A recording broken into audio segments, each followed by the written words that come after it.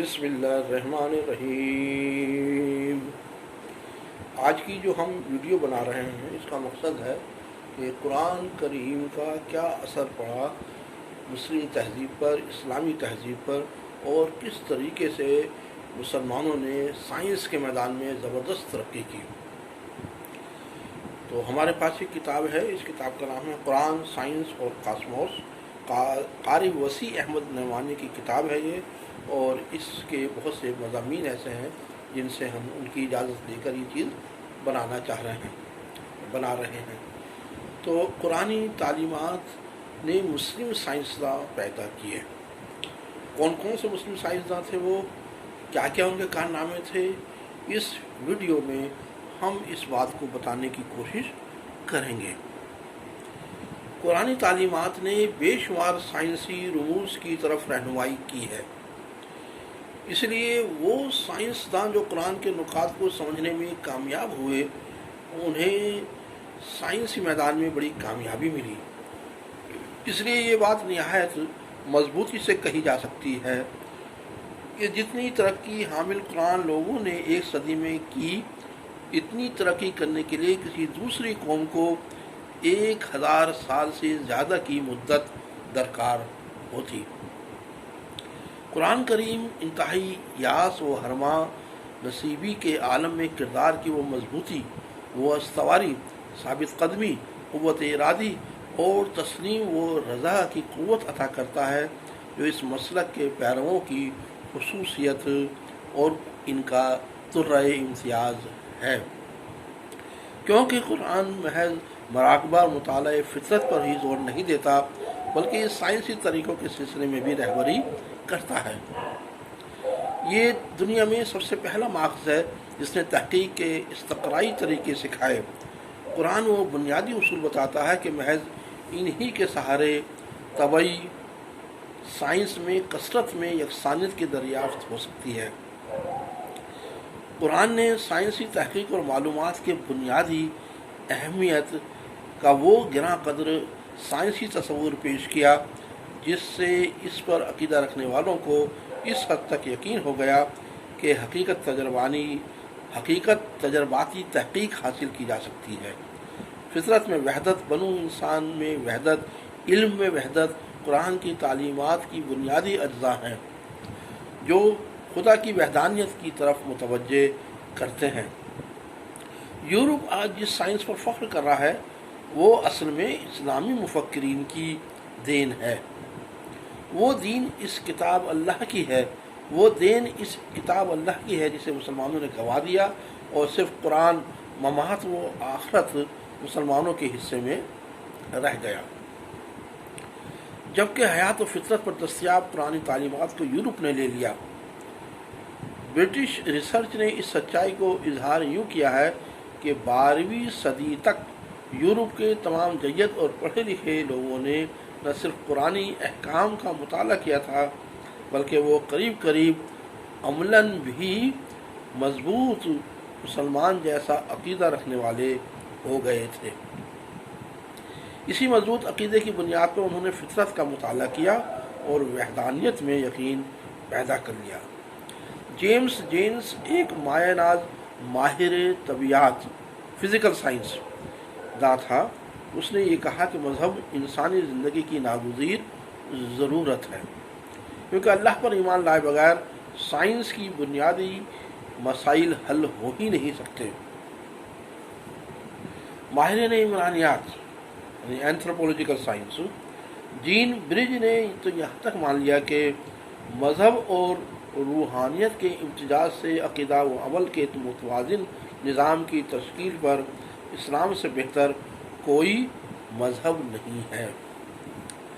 مسلمانوں نے قرآن کریم سے رہنمائی حاصل کر کے اہم سائنسی ایجادات کو انجام دیا۔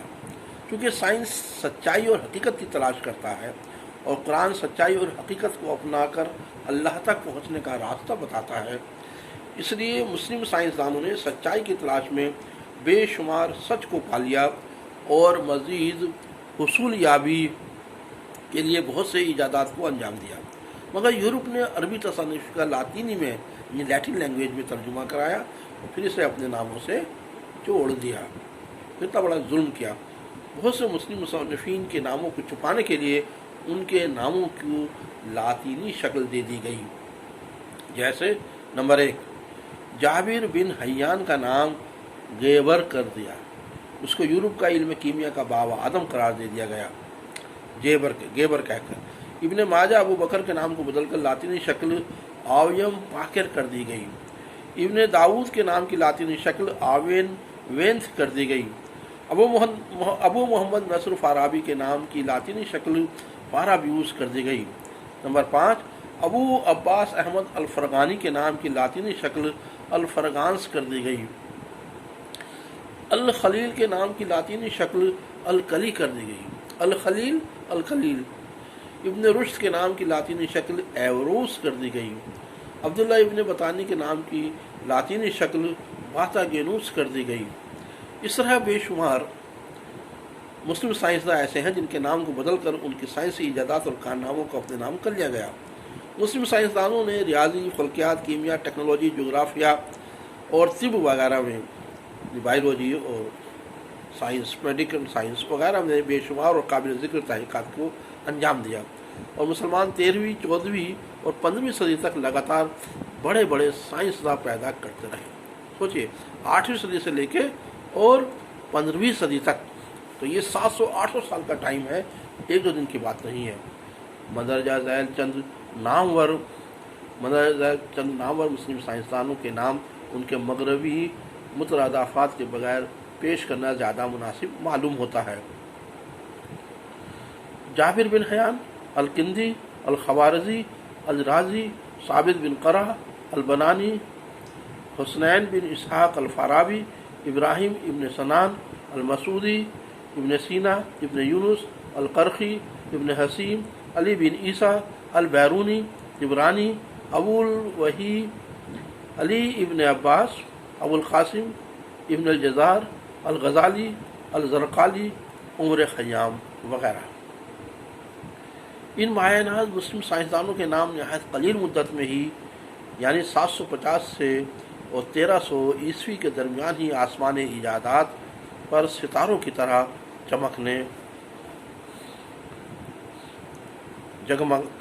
طرح جگمگا اٹھے. اور پوری دنیا نے دیکھا کہ کس طرح مسلم سائنسدانوں نے قرآن کریم سے ہدایت پا کر نظام قدرت کے رازوں کو جاننے میں کامیابی حاصل کی. مگر نہایت افسوس کا مقام ہے کہ یورپ کے ادب نے حامل قرآن لوگوں کے سائنسی احسان کو بڑے منظم طریقے پر نظر انداز کرنے کی ترکیب نکال لی. نہ صرف اعلیٰ سائنسی ایجادات کو بلکہ مسلمانی زندگی کے طور طریقوں، آداب و رسوم، خوش اتواریوں، پاکیزہ طرز معاشرت، ذاتی صفائی اور حفظان صحت وغیرہ کے میدانوں میں مسلمانوں کی حصولیابی اور ایجادات کو بری طرح سے مسخ کر دیا گیا. پھر اپنے نام سے منسوب کر کے دنیا کے سامنے سرخرو ہونے کی جسارت کی. اس طرح مسلمانوں کی سائنسی خدمات اور تحقیقات و ایجادات پر پردہ ڈال دیا گیا، جبکہ یہ بات تاریخ کے محفوظ اوراق میں درج ہے کہ نمبر 1، دنیا میں پہلی سائنسی پرواز ابن فناس نے 9ویں صدی عیسوی میں انجام دی. دیکھیے اس کا تصویر ہے، یہ کس طرح سے اس نے یہ دی. یہ ادھر دیکھیے تصویر، وہ اڑ رہا ہے. دنیا میں پہلی سائنسی پرواز ابن فناس نے 9ویں صدی عیسوی میں انجام دی.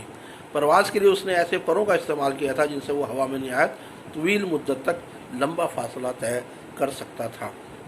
نمبر 2، دنیا کے نظام سیارگان کا پہلا نمونہ ابو القاسم نے تیار کیا تھا. اس میں ستارے، بادل وغیرہ دکھائے گئے تھے. سورج اور چاند کی گردشوں کے اوقات بھی درج کیے گئے تھے. دیکھیے کس طرح سے ہے، یہ بالکل اوپر کی تصویر ہے.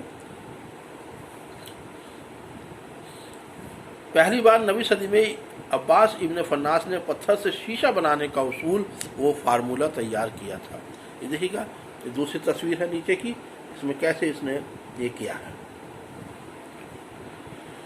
عباس ابن فناس نے 9ویں صدی عیسوی میں دنیا میں پتھر سے شیشہ بنانے کی صنعت کی دریافت کی تھی. ابو الحسن جو ایک اور عظیم سائنسداں تھے، انہوں نے قاہرہ مصر میں دوربین کی ایجاد کی تھی. یہ دوربین معلقہ اور قاہرہ کی رصد گاہوں میں بڑی کامیابی سے کام میں لائی جاتی تھی. فلکیاتی مشاہدات کے لیے اس دوربین کو کام میں لایا جاتا تھا اور گرہن، انحراف، دمدار ستارے اور دیگر سماوی حادثات و واقعات کا مطالعہ کیا جاتا تھا۔ سورج گرہن کا بھی مطالعہ کیا جاتا تھا۔ دیکھیے گا ان تصویروں میں، دیکھیے کیسے سورج گرہن کا، اور یہ دوربین کا ایجاد، دوربین کس طرح سے ایجاد کی گئی تھی وہ دیکھیے گا۔ ابو الفاروق محمد ابن اسحاق ابن یعقوب الندیم نے 996 عیسوی میں علوم کے اشاریے پر سب سے پہلے کتاب لکھی تھی۔ اس کتاب میں طب، میکانیات، انجینئرنگ، ریاضیات یعنی میتھمیٹکس، فلکیات ایسٹرونومی، مادیات یعنی فزکس، فقہ، حدیث، سوانح عمری، تاریخ، ہسٹری، گرامر وغیرہ اس کتاب کی فہرست میں شامل تھے۔ نمبر 6، امریکہ کی دریافت کولمبس نے نہیں کی، بلکہ اس سے 500 سال قبل حاملین قرآن عربوں نے کر لی تھی۔ اس بات کی ہارورڈ یونیورسٹی کے جدید ترین ماہر بشریات ڈاکٹر جیفر نے تصدیق کی ہے اور ثابت کیا ہے۔ مسلم سائنسدانوں نے یہ ثابت کیا کہ زمین گول ہے، چپٹی نہیں۔ دیکھیے کس طرح سے مسلمانوں نے اس زمانے میں نقشے تیار کر لیے تھے کہ زمین گول ہے، چپٹی نہیں ہے، اس میں کہاں کہاں کتنے کتنے بر اعظم ہیں۔ زمین گول ہے، چپٹی نہیں ہے، اس بات کی تصدیق حامل قرآن لوگوں نے بحر احمر پر ایک درجے کی پیمائش کر کے ثابت کی تھی، اور روم کے ذریعے پیش کردہ نامعقول نظریے کی زمین چپٹی ہے کو غلط ثابت کر دیا تھا۔ عظیم سائنسداں الباقلانی نے پہل نظریہ اضافت پیش کیا تھا۔ عظیم ماہر طبیعت آئنسٹائن نے اپنی کتاب بین کوکبی طبیعت میں الباقلانی کی بنیادوں پر ہی اپنا نظریہ اضافت وضع کیا تھا۔ قطب نما امیر البحر احمد بن ماجہ نے ایجاد کیا تھا اور انسان کے لیے کھلے سمندر میں آزادی کے ساتھ سفر کرنے کا راستہ ہموار کیا تھا۔ اس ایجاد سے پہلے یونانی اور رومی جہاز صرف ساحلوں تک محدود تھے۔ مصری، ایرانی، یونانی، رومی اس ایجاد سے قبل کھلے سمندر میں تجارت کی غرض سے داخل ہونے کی جرات نہیں کر سکتے تھے۔ الجبرا کا ایجاد عربوں نے کیا تھا۔ یہ لفظ بذات خود عربی ہے جو ظاہر کرتا ہے کہ اس کا بھی ایجاد مسلم ریاضیدان نے کیا تھا۔ امیر البحر ابن ماجہ کا ایجاد کردہ قطب نما، یہ دیکھیے گا، یہ ہے قطب نما کیسا ایجاد کیا تھا جو آج بھی ہم فزکس میں پڑھتے ہیں۔ عظیم ماہر کیمیا جابر ابن حیان نے بال کمانی ترازو کا ایجاد کیا تھا۔ پھر مختلف شکل کی بال کمانیوں کے رواج دے کر حامل قرآن لوگوں نے اس عہد کی ابتدا کی جب کیمیا کو کلی طور پر کیفیت کا علم سمجھنا چھوڑ دیا گیا۔ ان لوگوں کو پانی کی میکانیکی خواص اور پانی کے تجزیے کے بارے میں صحیح تصورات تھے۔ یہ امر کیمیا کے علم میں ایک نئے باب کا اضافہ ثابت ہوا۔ جابر بن حیان نے تیز قسم کے ترشے یعنی اسے آج ہم کہتے ہیں کاسٹک وغیرہ بھی دریافت کیے تھے، چاہے وہ H2O3 ہو یا گندھک کا تیزاب ہو یا نمک کا تیزاب ہو۔ ابن نفیس نے ڈاکٹر سر ویٹسن سے 3 صدی قبل یعنی 1270 عیسوی کے ہی دوران خون کے بارے میں معلومات بہم پہنچائی تھی۔ ڈاکٹر سر ویٹس کے سر غلط طور پر دوران خون کا پتہ لگانے کا سہرا باندھ دیا جاتا ہے۔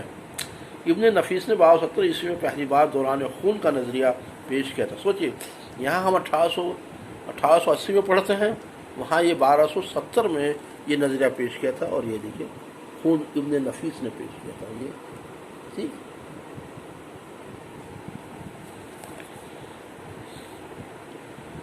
نمبر 13، ابو القاسم الزہراوی نے سب سے پہلے 936 سے 1013 عیسوی کے درمیان 200 آلہ جراحی کا ایجاد کیا اور خود اس کی شکل دی۔